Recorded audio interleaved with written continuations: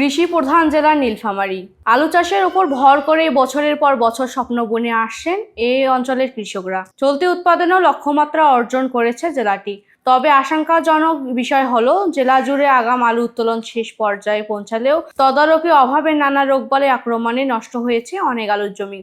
এর মধ্যবর্তী ও শেষ পর্যায়ে আলু চাষিরা পড়েছেন চরম দুশ্চিন্তায়। এই পরিস্থিতি আলু চাষিদের বর্তমান অবস্থা ও তাদের অভিযোগ ও প্রত্যাশা জানাতে নীলফামারী থেকে সরাসরি আমাদের সঙ্গে যুক্ত হচ্ছেন আমাদের সহকর্মী আশরাফুল ইসলাম রাজু। আশরাফুল, এই মুহূর্তে নীলফামারী আলু চাষের পরিস্থিতি কেমন দেখছেন? কৃষকরা কি বলছেন জানাবেন। সুচন্দ্র, আপনি ঠিক যেমনটি বলছেন যে ঠিক নীলফামারী জেলায় এটি একটি কৃষি প্রধান জেলা। ঠিক এখানকার যে মানুষ যারা রয়েছেন তারা ঠিক অনেকটাই কৃষির উপর নির্ভরশীল, যেমনটি আপনি বলছিলেন।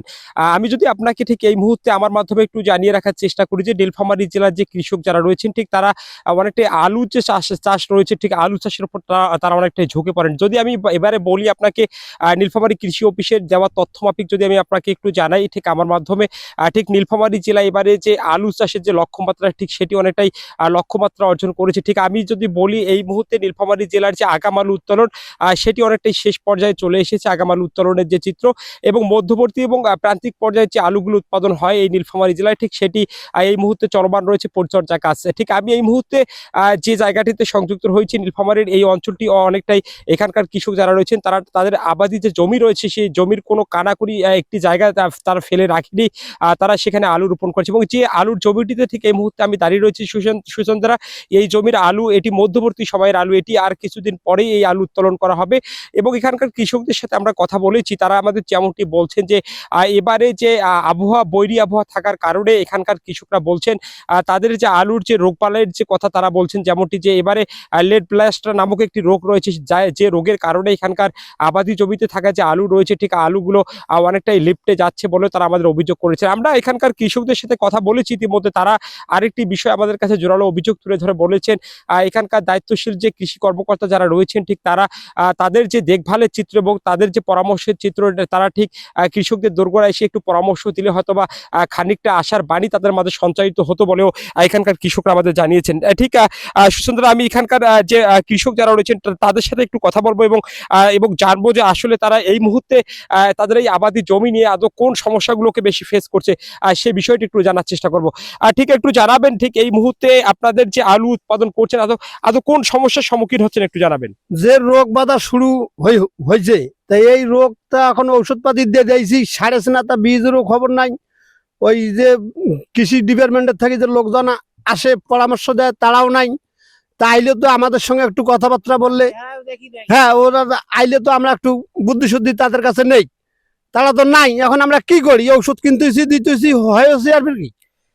সুচন্দ্রা, ঠিক তারা যেমনটি অভিযোগ তুলে ধরেছে আমাদের সামনে যে তারা বলছেন যে কৃষি অফিসের দায়িত্বশীল যে কর্মকর্তা যারা রয়েছেন তাদের ঠিক সঠিক তৎপরতা বিরাজমান না থাকা এবং তারা আরেকটি বিষয় জোরালোভাবে অভিযোগ তুলে ধরে বলেছেন যে তারা যদি এসে একটু পরামর্শ প্রদান করতো সেই পরামর্শ মাফিক হয়তো বা তারা এই রোগবালাই যে নিয়ন্ত্রণে নিয়ে আসার জন্য তারা যে সকল ওষুধপত্র আছে সেগুলো তারা জমিতে প্রয়োগ করতে বলেও তারা আমাদের জানিয়েছেন। এবং তাদের সঠিক তৎপরতা বা পরামর্শ না পাওয়ার কারণে তারা একের পর এক যে ওষুধ জমিতে স্প্রে করছেন এবং করার পরেও তাদের যে আবাদি জমির যে আলু সেটি তারা রক্ষা করতে পারছেন না মর্মেও তারা আমাদের সামনে অভিযোগ তুলে ধরেছেন। আমি এখানে সুচন্দ্রা এখানে ঠিক এই মুহূর্তে একটি আলুর জমিতে একজন কৃষক যেখানে ওষুধ ব্যবহার করছেন, একটু সেই কৃষকের সাথে আমরা একটু কথা বলে একটু জানবো যে আদৌ কি পরিমাণ ওষুধ তিনি এখন পর্যন্ত এই জমিতে দিয়েছেন এবং কি পরিমাণ খরচ হয়েছে আলুর জমিতে। একটু আমাদেরকে একটু জানাবেন যে ঠিক এখন পর্যন্ত কি পরিমাণ খরচ করেছেন এই জমির পিছনে এবং কতবার ওষুধ দিয়েছেন। এই পর্যন্ত 6 বার ওষুধ প্রয়োগ হলো। এই পর্যন্ত বিঘা প্রতি আমাদের 12,000 থেকে 15,000 টাকা পর্যন্ত খরচ হয়ে গেছে।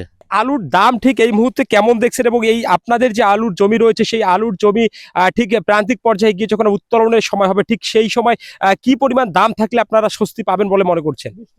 এখন কত হইবে না হইবে, আমার আলু এখন যে হয়েছে এখন যে আল্লাহ তাআলা কতটুকু রেট দিবে, এ সরকারও যেহেতু নাই, ভারপ্রাপ্ত সরকার, এখন যে কি হইবে সেটা আল্লাহ জানে। এখন তো বর্তমান 10 টাকা 15 টাকা 12 টাকা চলছে।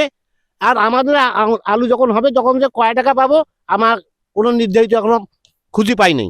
ঠিক সুচন্দ্র, আপনি শুনেছেন ইতিমধ্যে এখানকার ভুক্তভোগী কৃষক যারা রয়েছেন ঠিক তারা আমাদের যেমনটি বলছেন যে তাদের ঠিক আগাম পর্যায়ে উত্তোলনকৃত আলু নীলফামারী জেলার যেগুলো রয়েছে ঠিক সেগুলো উত্তোলন হচ্ছে এবং সেগুলো ইতিমধ্যে বাজারজাত হয়েছে এবং যে পরিমাণ দাম রয়েছে ঠিক এই মুহূর্তে সেই দামের কথা তুলে ধরে এখানকার কৃষকরা যেমনটি বলছেন যে ঠিক দামের চিত্র যদি ঠিক এরকম থাকে হয়তোবা তারা আগামী দিনে তাদের যে এই মধ্যবর্তী সময়ের যে আলুটি রয়েছে এটি উত্তোলন করার পর তারা যদি ন্যায্য দাম না পান হয়তোবা তাদের মাথায় হাত পড়বে, এমনটি কথা বলেছেন এখানকার কৃষকরা।